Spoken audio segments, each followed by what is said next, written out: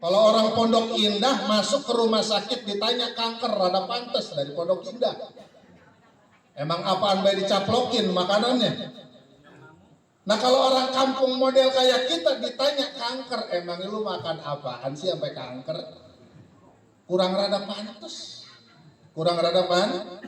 Jadi kita main jelek-jelek aja penyakit, gatel, koreng yang gitu-gitu bae dah. Jangan kayak orang-orang kegagahan, kebangatan gagah.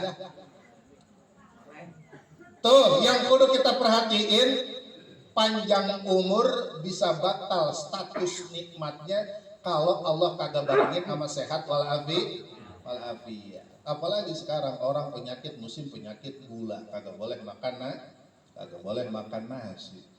Dititipin penyakit darah tinggi, kagak boleh makan daging. Nah terus lu makanin apa? Nasi kagak boleh, daging kagak boleh, tempe dulu telenin. Darah tinggi sih kagak, gula sih kagak, memoncor mulu. Oke dah, panjang umur Allah udah kasih, sehat Allah udah kasih. Nikmat gak bu kira-kira? Badan seger, sehat walafiat, umur panjang. Nikmat gak bu? Belum tentu. Panjang umur, badan sehat bisa batal nikmatnya kalau kagak ada duit. Bener gak Pak? Badan si gagah, umur panjang, bokek mulu. Nikmat gak bu kira-kira? Ibu punya laki ganteng, gagah, badannya sehat, kere. Kira-kira bagaimana bu? Saban hari yang ditenteng, pancingan mulu. Sekali-kali ikannya kayak bang bawang. Enak gak bu kira-kira? Makanya benar kata Imam Ghazali, yang namanya nikmat yang masih berbau dunia itu kecil. Kenapa sebabnya? Karena butuh ta'aluk, butuh keterkaitan. Panjang umur butuh sama sehat. Umur udah panjang, badan udah sehat, masih butuh sama duit. Makanya kata Imam Ghazali, nikmat yang paling besar bukan nikmat yang berbau dunia. Walaupun kelihatan secara zahir itu nikmatnya besar, tapi tetap nikmat yang paling besar ada di dalam qalbu kita, yaitu iman kepada Allah Subhanahu wa Ta'ala. Makanya kudu dijagain bu, kudu dijagain. Kita punya iman di zaman sekarang kudu kita jaga. Sebabnya kenapa? Iman zaman sekarang mahal. Iman zaman sekarang mahal. Ilmu zaman sekarang murah. Kalau zaman dulu ilmu murah. Zaman dulu iman murah, ilmu yang mahal. Zaman dulu bu orang kalau menjadi kiai susah. Pesantren ada di ujung kulon, pesantren ada di ujung wetan. Pengen sekolah kudu jalan kaki, nyebrang sawah, nyebrang kebun, nyebrang hutan. Saking pengen punya ilmu susah, mahal dulu ilmu. Makanya orang-orang tua zaman dulu ilmunya dikit yakin jadi. Kenapa sebabnya? Ngerasa capek dia nyari ilmu. Dia dapat bismillah, dia dapat syahadat, dia pakai. Akhirnya bismillah sama syahadatnya bisa ngejaga dia punya iman. Kenapa sebabnya? Dia dapat ilmu dikit capek, makanya dia hargain dia punya ilmu. Makanya orang-orang zaman dulu bu, orang-orang zaman dulu ingat kita nostalgia. Ingat kita nostalgia nih bu. Orang-orang zaman dulu rumah sakit kagak laku.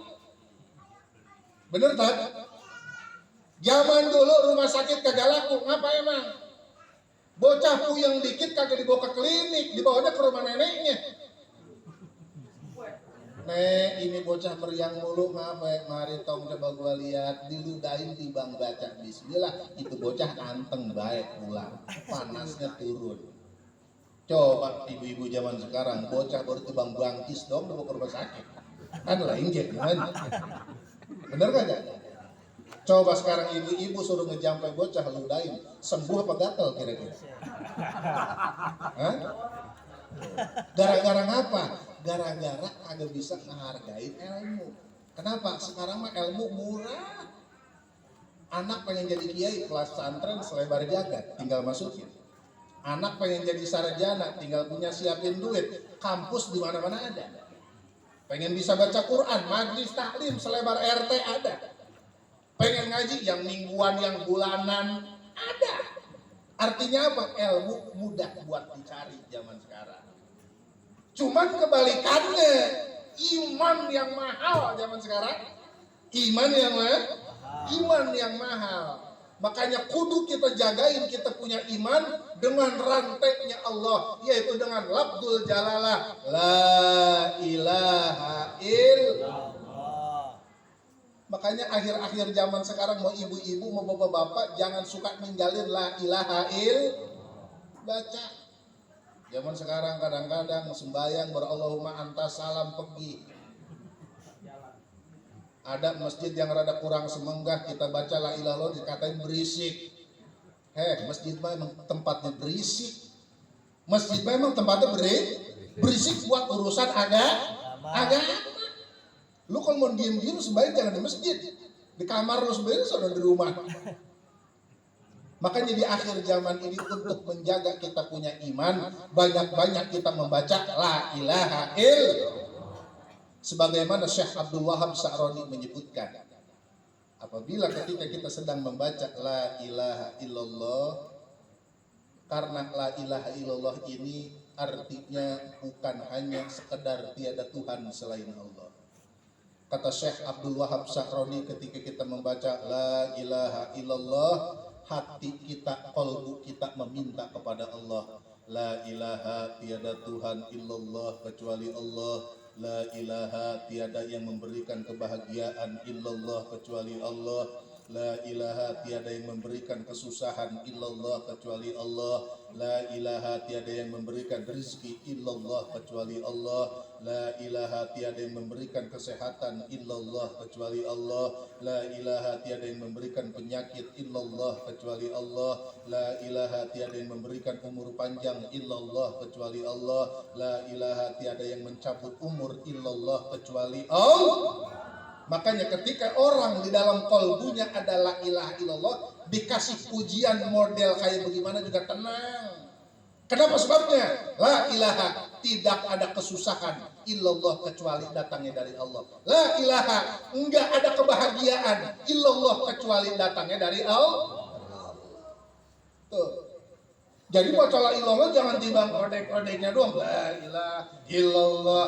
Kudu ditancapin di dalam qalbu. Tidak ada sesuatu terjadi, perkara apapun yang terjadi di muka bumi illallah kecuali datangnya atas izin Allah Subhanahu wa ta'ala.